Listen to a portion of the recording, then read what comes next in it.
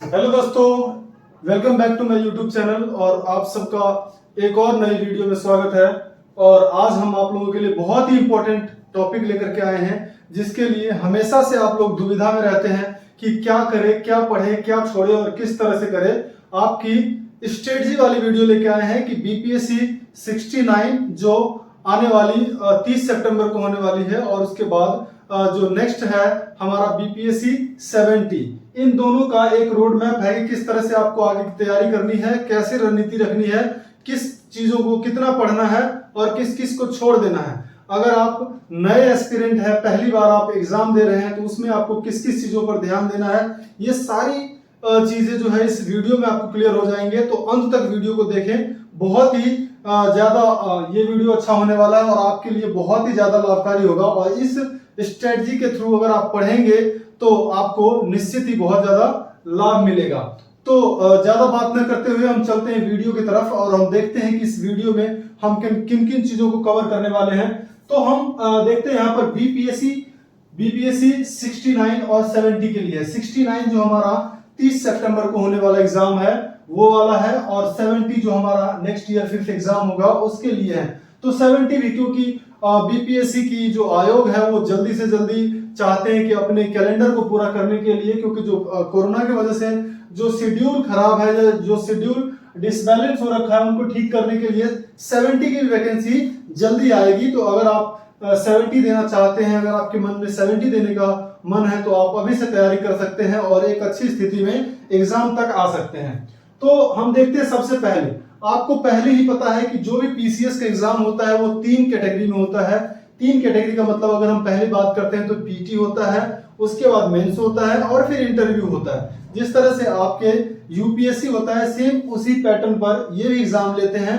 ये हो सकता है कि यहाँ पर थोड़े से टॉपिक सेलेक्टेड होते हैं, टॉपिक छोटे होते हैं, लेकिन यूपीएससी क्या है, एक ओशन है, एक समुंदर है, उस समुंदर में से आपको मोती चुनने जैसा होता है। लेकिन अगर आप इसमें आते हैं तो थोड़ा सा ये आसान है, आपको दिखा होता है कि हमें क्या क्या करना होता है। और मोस्टली क्या होता है कि जो सिलेबस में मेंशन चीजें होती है, मेंशन टॉपिक होती है, उस टॉपिक से ही क्वेश्चन पूछे जाते हैं।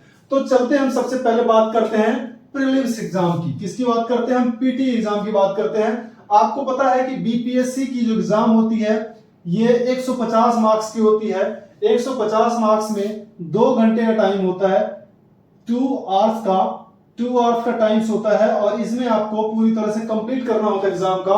सबसे पहले ही पता है कि आपको जो बीपीएससी 68 है, बीपीएससी 68 में नेगेटिव मार्किंग लाया गया था, और नेगेटिव मार्किंग के साथ साथ उसमें क्या किया गया था कि एक नया पेपर जोड़ा गया था, मेंस में ऐसे जोड़ा गया था। अभी हम उस पर भी मेंस में चर्चा करेंगे। हम पहले पीटी की देखते हैं कि इसमें क्या क्या है।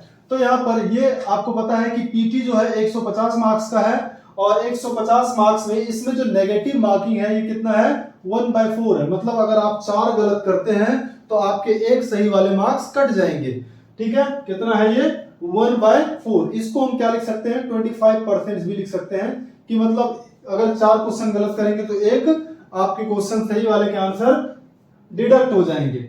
अब हम पीटी एग्जाम को देखते हैं। आपको सबसे पहली बात है कि हमेशा से जो एस्पिरेंट्स होते हैं, हमेशा से जो कैंडिडेट होता है, उनके मन में ये दुविधा रहती है कि हमारा पीटी होगा कि नहीं होगा।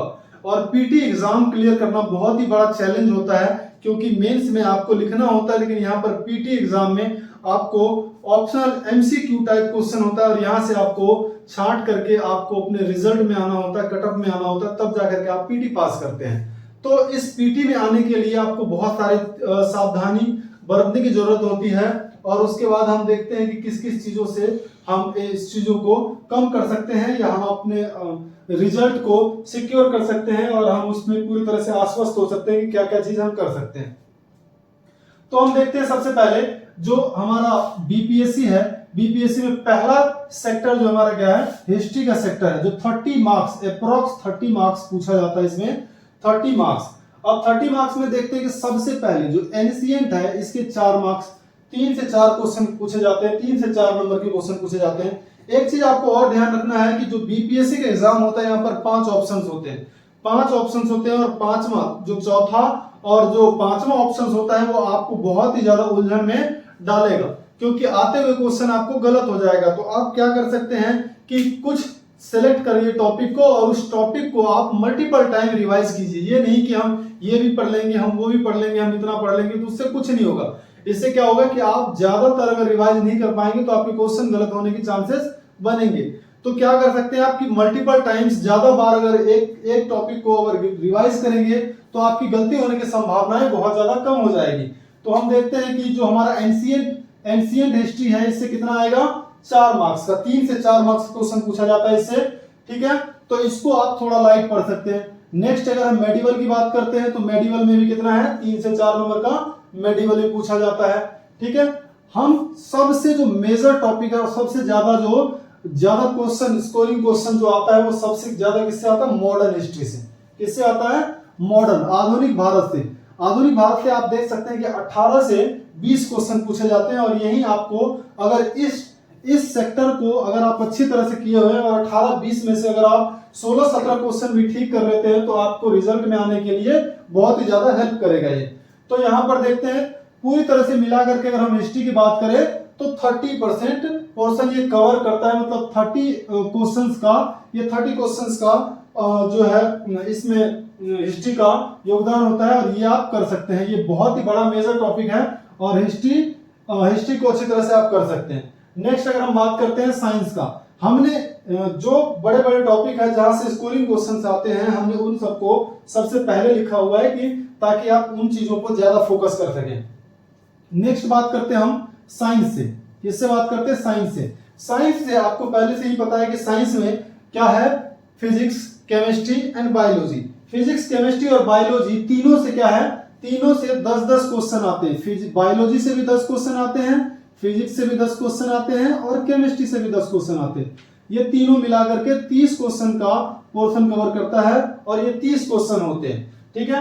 अगर आप साइंस पर भी अच्छी तरह से मेहनत करते हैं तो क्या होता है कि आपको 30 + 30 60 मार्क यहाँ पर हो गए। 2 सब्जेक्ट को कवर करने से आपके 30 मार्क्स क्या हो गए, कवर हो गए। नेक्स्ट हम बात करते हैं बिहार स्पेशल, क्योंकि बिहार का एग्जाम है तो बिहार स्पेशल तो पूछा जाएगा। जो बिहार के कैंडिडेट है, जो बिहार के स्टूडेंट है, उनके लिए तो ये प्लस पॉइंट है कि वो बहुत सारी चीज से पहले से ही अवगत होंगे। लेकिन जो आउट ऑफ बिहार के हैं उनको थोड़ा सा ध्यान रखना पड़ेगा कि किन किन चीजों से ज्यादा क्वेश्चन पूछा जाता है और कहां पर गलती होने की चांसेस होती है। तो हम देखते हैं इसमें जो बिहार स्पेशल है इसमें लगभग 25 क्वेश्चन पूछा जाता है। कितना, लगभग 25 क्वेश्चन पूछा जाता है, जिसमें बिहार के हिस्ट्री से लगभग 8 क्वेश्चन पूछा जाता है। फिर अगर हम बिहार की इकोनॉमी से बात करते हैं तो 2 से 3 क्वेश्चन पूछा जाता है। अगर हम बिहार ज्योग्राफी से बात करते हैं तो बिहार की ज्योग्राफी से 7 क्वेश्चन पूछा जाता है। और पॉलिटी और अगर हम बिहार के करंट अफेयर्स मिक्स करके हम क्वेश्चन को देखें तो क्या होता है, 5 से 7 क्वेश्चन पूछा जाता है, ठीक है। ये बिल्कुल उस करंट अफेयर से बिल्कुल अलग है और कहीं ना कहीं इन क्वेश्चन में इकोनॉमी और ज्योग्राफी में भी करंट मिक्स होगा। हिस्ट्री में कोई करंट मिक्स नहीं होता है, ज्यादातर जो है आपको इसमें और इसमें करंट मिक्स होगा। थोड़ी सी करंट के पर्सपेक्टिव से आपको एग्जाम देखना है और क्वेश्चन को देखना है, क्योंकि ये करंट वाला क्वेश्चन ज्यादा पूछते हैं।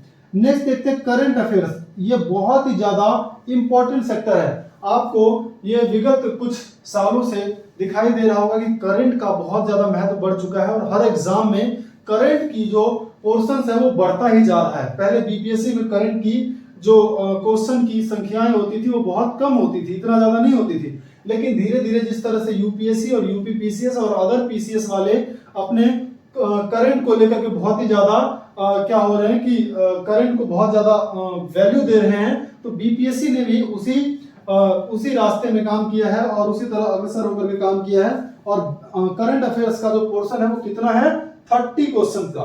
30 क्वेश्चन में आपको क्या क्या पूछेगा, सबसे पहले वर्ल्ड का करंट अफेयर्स है ये पूछेगा, उसके बाद इंडिया का करंट अफेयर्स पूछेगा और बिहार का करंट अफेयर्स पूछेगा। मतलब इन 3 पार्ट को कवर करने के बाद आपको 30 क्वेश्चंस का स्कोर कर पाएंगे। और मेजर टॉपिक जो है, जो बहुत ही ज्यादा मतलब जिससे क्वेश्चन आएंगे ही आएंगे, तो अगर इस ईयर कोई नोबेल का है तो वो नोबेल प्राइज हो गया। नेक्स्ट अगर ओलंपिक्स कोई हुआ है तो ये बहुत ही बड़ा मेजर टॉपिक है, यहाँ से क्वेश्चन डेफिनेटली रहेंगे। नेक्स्ट हो गया बुक्स से क्वेश्चन रहते हैं, न्यूज़पेपर से क्वेश्चन रहते हैं, बुक हो गया, न्यूज़पेपर्स हो गया, जो हमारे फ्रीडम फाइटर सब जो न्यूज़पेपर्स लिखते थे उस टाइम के। उसके बाद स्कीम बहुत ज्यादा इंपॉर्टेंट है, ठीक है। स्कीम किस किस की स्कीम? भारत सरकार की scheme, Indian government central government की स्कीम और स्टेट गवर्नमेंट। स्टेट गवर्नमेंट की बात करें तो हम बिहार सरकार की जो स्कीम होती है वो स्कीम से क्वेश्चन बन सकते हैं। नेक्स्ट हम देखते हैं, आपको पहले से ही पता है कि मैथ और डीआई का भी क्या होता है, 10 क्वेश्चन का पार्ट रहता है। तो ये 10 क्वेश्चन क्या है, मैथ और डीआई का है। यहां से आप क्या कर सकते हैं, अगर आपके पास टाइम नहीं है इन 60 डेज में, आपको पता है कि अब जो है केवल 60 डेज बचा हुआ है, किसमें 69 के पीटी एग्जाम में, किसमें 69 के पीटी एग्जाम में ओनली 60 डेज बचा हुआ है। तो आपको बस एक स्ट्रेटजी बनानी है कि 60 डेज में हम किस किस चीज को कितना कितना कवर कर सकते हैं और किन किन टॉपिक पर हमें ज्यादा ध्यान देने की जरूरत है।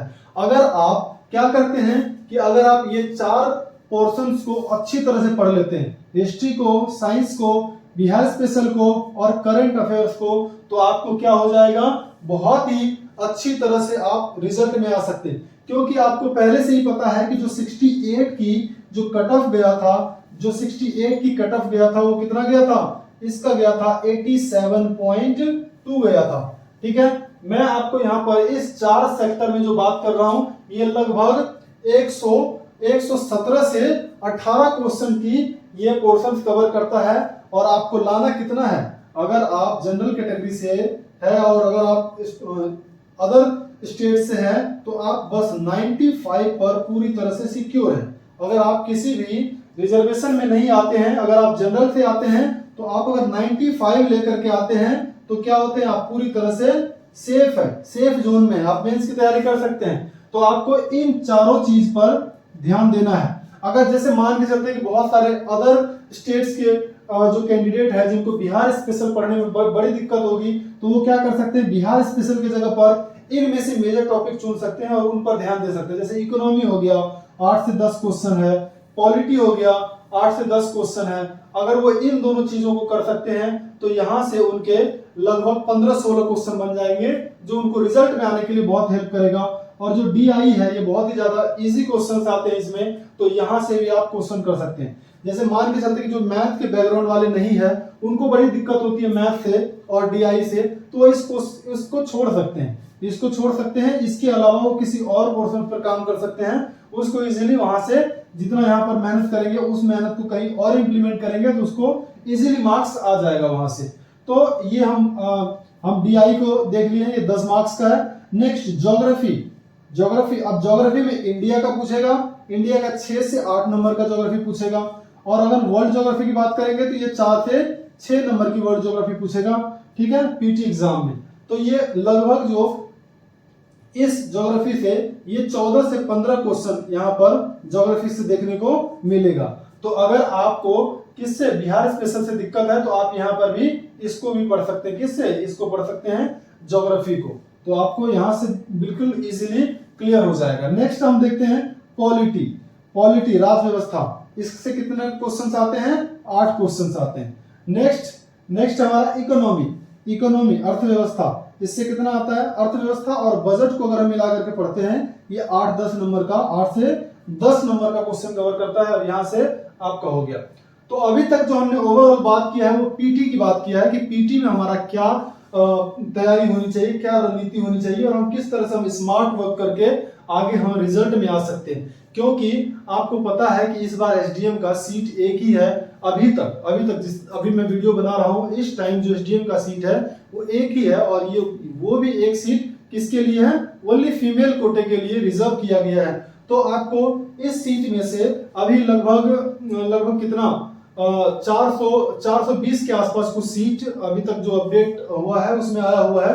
420 में से आपको एक लाना है और उस एक के लिए अगर आप इस 4 फैक्टर पर अच्छी तरह से काम करते हैं, लगभग डेडिकेटेड होकर के कितने घंटे, अगर आप 8 से 10 घंटे आप पूरी तरह से फुल एस्पिरेंट है, तैयारी कर रहे हैं एग्जाम के लिए, तो अगर आप 8 से 10 घंटे अच्छी तरह से डेडिकेशन के साथ अगर पढ़ाई करते हैं तो आपका एग्जाम डेफिनेटली निकलेगा। और आप अगर इन रणनीतियों को अपनाते हैं तो आपको बिल्कुल रिजल्ट में आने से कोई नहीं रोक सकता है। तो ये हमारा पीटी की बात हो गया। अब जब पीटी की बात हो गया तो हम साथ साथ मेंस की भी बात कर लेते हैं कि मेंस में आपकी क्या रणनीति होती है। मेंस की बात हम यहाँ पर इसलिए कर रहे हैं क्योंकि मान के चलते हैं कि ये 69 वाले कैंडिडेट तो वीडियो देखेंगे ही देखेंगे, लेकिन यहाँ पर 70 वाले भी कैंडिडेट हैं जो वीडियो देखेंगे, और 70 वाले कैंडिडेट के लिए मेंस की तैयारी बहुत ज्यादा जरूरी है। क्योंकि अगर उसको इस साल एग्जाम नहीं देना है तो वो क्या कर सकते हैं कि अपने पीटी के साथ साथ मेंस की तैयारी कर सकते हैं, और मेंस की तैयारी जब उनकी पूरी रहेगी तो एक बार पीटी में रिजल्ट आने के बाद वो उसकी आंसर राइटिंग प्रैक्टिस करेंगे और बहुत ही ज्यादा प्रैक्टिस करेंगे, रिवाइज करेंगे, तब जाकर के उसके रिजल्ट में आने के चांसेस बहुत ज्यादा हो सकते हैं। आपको पहले से ही पता है कि जो हमारे रिजल्ट बनाए जाते हैं, जो हमारे रैंक बनाए जाते हैं, तो वो किसके बेसिस पर होता है? मेंस के बेसिस पर होता है। इंटरव्यू को मिला करके टोटल करके जो नंबर बनता है उस नंबर के आधार पर क्या किया जाता है? आपका रिजल्ट बनाया जाता है। तो मेंस में हम देखते हैं कि मेंस में पहले 2 ही पेपर हुआ करता था, GS1 GS2, लेकिन 68 से क्या कर दिया गया है? एसए को ऐड कर दिया गया है जो 300 मार्क्स का होगा। पहले से आपका ये जो GS1 300 मार्क्स का होता था, ये पहले भी था, अब भी है। GS2 ये पहले भी होता था, अब भी है। ये 68 में इंट्रोड्यूस किया गया है एसए पेपर 300 मार्क्स का है। ये एसए पेपर इंट्रोड्यूस किया गया है कब? 68 बीपीएससी 68 में। तो यहां पर आपको ध्यान देना है कि अब 300 300 और 300 ये टोटल कितने हो गया? 900, और इंटरव्यू का पार्ट होता है 120 मार्क्स का। ठीक है, 120 मार्क्स का इंटरव्यू होता है। टोटल जो आपका रिजल्ट बनाया जाएगा वो 1020 मार्क्स का रिजल्ट बनाया जाएगा, और इसी के आधार पर आपको क्या किया जाएगा? इसी के आधार पर आपके रिजल्ट में आप आ रहे हैं कि नहीं आ रहे हैं वो डिसाइड किया जाएगा। तो ऐसे की बात करेंगे तो ऐसे में क्या कर सकते हैं कि हम जैसे हम जीएस पढ़ते हैं तो जीएस में हम उस पॉइंट ऑफ व्यू से थोड़ा सा पढ़ें कि हम ऐसे को भी उसमें से एलिब्रेट करके हम लिख सकते हैं। क्योंकि आप ऐसे जैसे पहले बच्चे लिखते थे कि गाय के 4 पैर होते हैं, गाय पर निबंध लिखना, वो वाला ऐसे नहीं है। ये यहाँ पर जो ऐसे होगा, आप एक ब्यूरोक्रेट्स बनने जा रहे हैं, तो ब्यूरोक्रेसी में आपको किसी चीज को कैसे इंप्लीमेंट करना है, तो उस पॉइंट ऑफ व्यू से आपको ऐसे लिखना है। और जो क्या होगा, जीएस पार्ट से ही बहुत सारे टॉपिक आपको कवर कर लिए जाएंगे और वहीं से होगा। कुछ बिहार के पर्सपेक्टिव में भी क्वेश्चन हो सकते हैं, लेकिन 68 में ऐसा क्वेश्चन था नहीं, जो बीपीएससी वाले के लिए थोड़ा सा एक सेटबैक है। जबकि बीपीएससी वाले जो बिहार स्टेट के जो कैंडिडेट है उनके लिए थोड़ा सा एज मिलनी चाहिए थी। क्या एज मिलनी चाहिए थी कि कम से कम एक आध क्वेश्चन क्या होना चाहिए, ऑप्शन में डाल देना चाहिए कि एक आध क्वेश्चंस आपके बिहार के पर्सपेक्टिव में होना चाहिए, कि जिससे कि बिहार वाले जो कैंडिडेट है उसको अच्छी तरह से उसको टैकल कर पाए। तो ये ऐसे की बात हो गई। नेक्स्ट हम GS1 पर आते हैं। GS1 300 मार्क्स का है, और आपको पहले से ही पता है कि इसमें हिस्ट्री, GS1 में हिस्ट्री कितने नंबर की है? 114 नंबर की। 114 नंबर की क्या है? हिस्ट्री है। ठीक है, तो हिस्ट्री एक मेजर टॉपिक है, और हिस्ट्री बहुत ज्यादा इजी टॉपिक है। क्यों? क्योंकि यहाँ पर लगभग 15-16 टॉपिक है, और उस 15-16 टॉपिक करने के बाद आपके क्वेश्चन छूटेंगे नहीं। बीपीएससी के आयोग वहीं से क्वेश्चन पूछते हैं, थोड़ा सा घुमा सकते हैं, लेकिन क्वेश्चन वहीं से पूछेंगे। अगर आप ये 15-16 टॉपिक को पूरी तरह से कंप्लीट कर लेते हैं तो आपको 114 नंबर पूरी तरह से आपके पास सिक्योर हो जाएंगे। अब ये 114 नंबर आते नहीं है वो बात अलग है, लेकिन आप यहां तक ये देख सकते हैं कि 300 में से आपका 114 नंबर का काम हो चुका है। नेक्स्ट हम बात करते हैं करंट अफेयर्स। करंट अफेयर्स को आप जैसे पीटी में पढ़ते हैं तो थोड़ा बहुत आप एलिब्रेट करके इसको पढ़ सकते हैं, थोड़ा बहुत एक्सप्लेन करके पढ़ सकते हैं, कि जिससे कि आप उसको मेंस में डायरेक्ट यूज कर सकते हैं। तो करंट का भी बहुत बड़ा पार्ट है किसमें GS1 में। करंट भी कितने का पूछा जाता है? 114 नंबर का, ये भी पूछा जाता है। और लास्ट पार्ट है हमारा GS1 में स्टैटिक्स का। ठीक है, स्टैटिक्स का पूछा जाता है कितने क्वेश्चन? 4 क्वेश्चन पूछा जाता है। ठीक है, 18 ईच, कितने? 18 ईच, 18 क्वेश्चन, 18 नंबर का एक क्वेश्चन पूछा जाता है, और ये 72 नंबर का क्वेश्चन होता है। ठीक है, और बहुत ज्यादा इजी होता है। अगर किसी का मैथ बैकग्राउंड बहुत ज्यादा इजी है तो वो यहाँ पर काम कर सकते हैं, क्योंकि यहाँ पर मार्क्स कटने के बहुत कम चांसेस होते हैं और डायरेक्ट मार्क्स आते हैं। ठीक है, तो यहाँ से आप इस पर काम करके आपका GS1 जो होता है वो पेपर बहुत ज्यादा इजी होता है, और बहुत ही कम टॉपिक है इसमें, और ज्यादा क्वेश्चन घुमा हुआ नहीं होता है। आप इजीली इसकी तैयारी कर सकते हैं। नेक्स्ट हम बात करते हैं GS2 की। GS2 भी आपको पता है कि 300 नंबर की है। अब इस GS2 में हम देखते हैं कि कौन कौन से टॉपिक आते हैं, कौन कौन से सब्जेक्ट आते हैं जो GS2 के अंडर कवर होते हैं। पहला बात करते हैं पॉलिटी। पॉलिटी कितने नंबर की? 114 नंबर की। पॉलिटी कितने नंबर की? 114 नंबर की। तो GS2 की जो मेजर पेपर है वो पॉलिटी है। पॉलिटी 114 नंबर की आती है। इसमें भी लगभग 15-20 टॉपिक अगर आप पढ़ते हैं तो 114 नंबर आपके कहीं नहीं जाएंगे। नेक्स्ट आता है ज्योग्राफी और इकोनॉमिक्स। ये दोनों मेजर को मिला करके, मतलब ये दोनों सब्जेक्ट को मिला करके 114 नंबर आता है। ठीक है, ये दोनों सब्जेक्ट को मिला करके 114 नंबर आता है। और नेक्स्ट है आपका science and technology. Science and tech को मिला करके इसमें कितना आता है?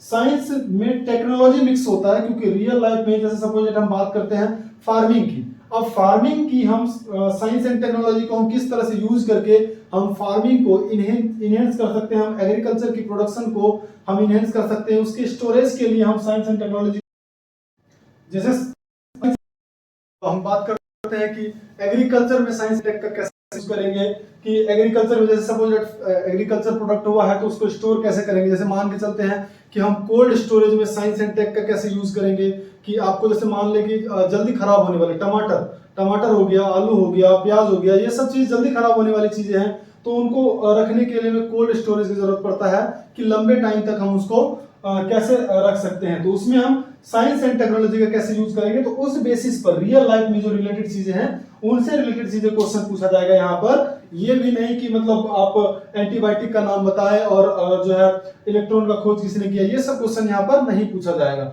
आप ये बात अलग है कि अगर आप क्या करते हैं कि थोड़े बहुत फैक्ट को डालते हैं तो आपकी आंसर बहुत ही ज्यादा ऑथेंटिक हो जाता है और आपको थोड़ा सा एज मिलता है मार्क्स में। नेक्स्ट हम बात करते हैं ऑप्शनल। ऑप्शनल क्या हो गया कि 68 तक ऑप्शनल अलग अलग होते थे और ऑप्शनल पूरे 300 नंबर का होता था। लेकिन यहाँ पर 68 से क्या हुआ कि ऑप्शनल को खत्म कर दिया गया और ऑप्शनल को ओनली क्वालिफाइंग कर दिया गया। ऐसा इसलिए हुआ कि कभी कभी क्या होता था कि कुछ कोई ऑप्शनल उछल जाता था और दूसरा ऑप्शनल डाउन हो जाता था। तो जो एक जैसे मान के चलते कि हिंदी लिटरेचर कभी कभी ऊपर हो गया तो बाकी के जो होते थे वो नीचे चले गए। जब हिंदी वाले ऊपर चले जाते थे तो हिंदी वाले के रिजल्ट बहुत ज्यादा आते थे और बाकी जो ऑप्शनल वाले होते थे वो कम आते थे। नेक्स्ट अगर हम बात करते कभी कभी हिस्ट्री ऊपर चले जाते थे, सोशियोलॉजी नीचे चले जाते थे, ज्योग्राफी नीचे चले जाते थे। तो इसलिए हमेशा से ये आरोप लगाया जाता रहा है बीपीएससी आयोग पर कि क्या होता है कि वो भेदभाव करते हैं। ऐसा कोई भेदभाव नहीं है। जो हमारा सब्जेक्ट है वो सब्जेक्ट थोड़ी सी डायनामिक है और उसको लिखने के लिए उस तरह से लोग जो है एफर्ट्स यूज नहीं कर रहे होंगे, इस वजह से ऐसा होता था। तो बीपीएससी ने इन प्रॉब्लम को सॉल्व करने के लिए क्या कर दिया कि ऑप्शनल को ही खत्म कर दिया और ऑप्शनल को क्या कर दिया गया, क्वालिफाइंग कर दिया गया। 100 मार्क्स का ऑप्शनल होगा और 100 मार्क्स में ये एमसीक्यू होगा। कैसे होगा? एमसीक्यू होगा, टिक द करेक्ट वाला कि कौन से इसमें करेक्ट है। ठीक है, 100 मार्क्स में ये क्वालिफाइंग आपको कितना लाना है? ओनली 30% लाना है। 100 मार्क्स में से 100% में से आपको 30% लाना है, आपको क्वालिफाई करना है। लेकिन आपको एक चीज याद रखना है कि जब आपका क्वालिफाइंग पेपर चेक होगा और जब आप क्वालिफाई करेंगे तभी जाकर के क्या करेंगे कि ये इन तीनों पेपर को चेक करेंगे। अगर मान के चलते हैं कि आप इस ऑप्शनल पेपर में क्वालिफाई नहीं करते हैं और ये जो हिंदी होता है इसमें क्वालिफाई नहीं करते हैं तो आपके ये paper GS2, GS1 and essay paper को चेक नहीं करेंगे। क्यों चेक नहीं करेंगे? क्योंकि वो देख रहे हैं कि क्वालिफाई नहीं कर रहे हैं आप, तो जब क्वालिफाई नहीं कर रहे तो आपका सारा मेहनत बर्बाद हो जाएगा। इसीलिए क्या कर सकते हैं आप कि थोड़ा सा इन पर भी आप फोकस बना करके रखें। आपका जो भी ऑप्शन हो, ऑप्शनल हो, अपने ऑप्शनल पर थोड़ा सा टाइम दे सकते हैं और 30% पर ही ना, कम से कम 50% के आसपास आपको टारगेट लेकर के चलना है कि अंतिम तौर पर आपको 30% बन जाए। नेक्स्ट हम बात करते हैं हमारा जो है हिंदी।